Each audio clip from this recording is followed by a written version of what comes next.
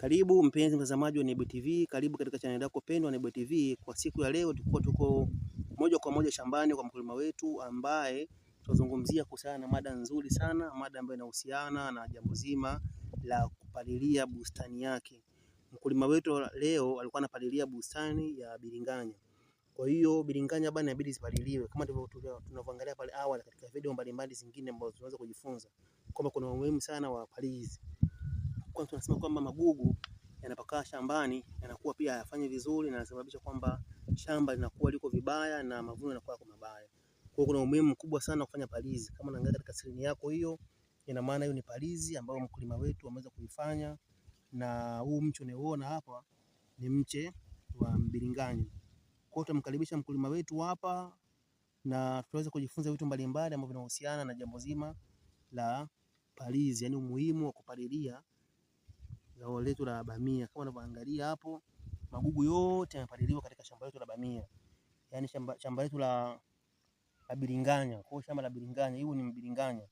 Kwa mkulima, karibu sana. Asante sana Nuru. Karibu. Asante. Mambo vipi? Mambo salama. Habari yako? Bana, salama salama. Ndio. Naomba ujitambulishe ili mtazamaji tuweze kufahamu na tuweze kujua leo tunazungumzia kitu gani. Asante sana, nashukuru. Naitwa Bakari Kutafuna.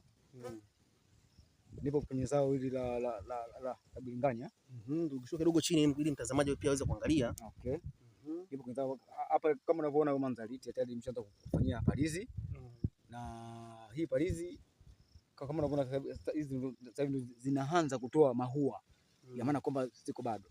Kwa hiyo hapa nimeanza kufanya kupigia palizi. Ina maana hapa sasa hivi tubaki hapa sasa hivi nipulizie dawa, niweke mbolea, maisha mengine yaweze kuendelea. Kwa katika utunzaji wa shamba letu kuna umuhimu sana katika swala zima la upalizi. Kwa nini tunapalilia biringanya yetu haya? Okay. Mmea wote ndio bila kufanyia palizi hauwezi ukavuna tu kweli. Sababu palizi ndio mmea unakaa kwenye hali nzuri. Maana hata pia mmea haupo kwenye hali ya palizi ukao uko mchafu. Kwa hiyo hii hali ambayo unaona sasa hivi mmea ni mzuri, umetakata, uko vizuri, unatoa maua vizuri, na maana tayari umeshafanya palizi. Kwa hapa sasa hivi nilichobaki hapa ni kuzaa tu. Zikishazaa navuna, napeka sokoni. Kwa hiyo hebu tupe safari kwa mpaka sasa hivi tunaangalia biringanya zetu tayari zishaanza kutoa maua. Unaona, kwa ina maana mpaka kufikia safari hii kuna hatua ngapi ambazo umeweza kuzifanya mpaka uje kufikia hapo? Hatua ni nyingi sana. Hatua ya kwanza nianza kuandaa mbegu.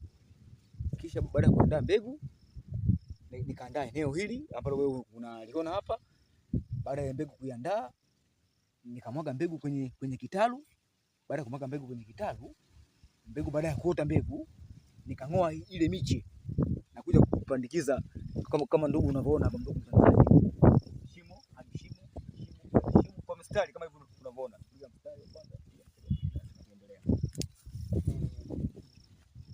Kwa hiyo ni faida gani ambayo unaweza kuipata baada ya kupanda kwa mstari? Faida ya kwanza zao langu inazaa vizuri. Inazaa vizuri kama hivyo unavyoona.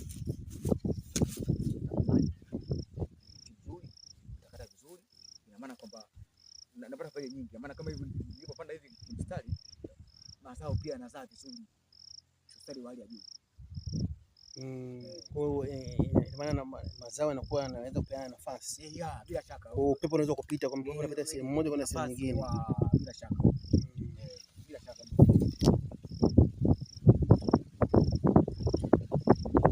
Ndio, kwa hiyo hapa bwana mtazamaji, kama unapotazama katika skrini yako hapo, kawazi ni chungu ambazo mkulima wetu anaweza kutuonesha.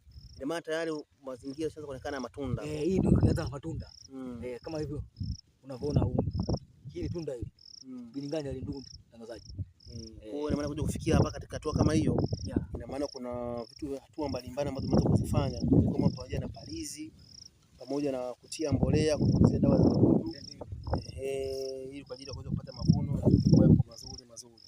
Kwa hiyo unamshauri vipi kijana aliyoko nyumbani ambaye hamu sana na najishughulisha na bustani ya biringanya kama hii, unamshauri vipi? Namshauri kijana mwenzangu na yeye ajishughulishe, andae bustani ya biringanya kama hivi, na mimi matunda yake atayaona. Kwa hiyo ndio ushauri ambao mimi namshauri kijana mwenzangu huko aliko kokote. Kwa kuna ugumu gani ambao mmepitia kwenye zao hili? Changamoto ndugu zaidi ni kwa zao hili nasema ni chache tu ambazo sio kubwa, kwa sababu zao hili haina gharama kubwa sana kama mazao mengine. Kwa hiyo zao hili ni gharama zake ni ndogo, ndugu mtangazaji, kama unavyoona. Ina maana baada ya palizi piga mbolea yako hapa chini, unamwaga mbolea, unamwaga maji yanaendelea vizuri. Kwa hiyo hili zao ndugu mtangazaji haina gharama kubwa. Kwenda kwa mtu aloko nyumbani asiogope, asiwe na hofu. Yaani asiwe na hofu kabisa. Yaani hili zao ni moja zao ambalo ni jepesi mno. Haina gharama kubwa. Kwa hiyo aliyeko imagine mzangu asema bwana mimi jamani jengana mimi, hapana. Gharama zake ni ndogo tu ndugu mtangazaji. Kwa hiyo naomba na wenzangu wote ambao waniangalia basi washughulishe na zao hili. Naamini faida itapatikana kwa sababu hili moja ndugu mtangazaji, kama nikishakuwa tayari, kwa sababu hili inakuwa inaweza kufika kama kwenye mkono hapa moja. Kwa hiyo ni kama inapata hela tena moja, unaweza kusikia 500 moja tu. Kwa hiyo kwamba ni mazao ambayo yana hela. Wajishughulishe na wenzangu, mafanikio watayaona kwenye zao hili la biringanya. Basi sawa, tunashukuru kwa kuwa nasi. Mpenzi mtazamaji wa Nebuye TV, tunaomba uweze kukumbuka kusubscribe, uweze kulike na comment.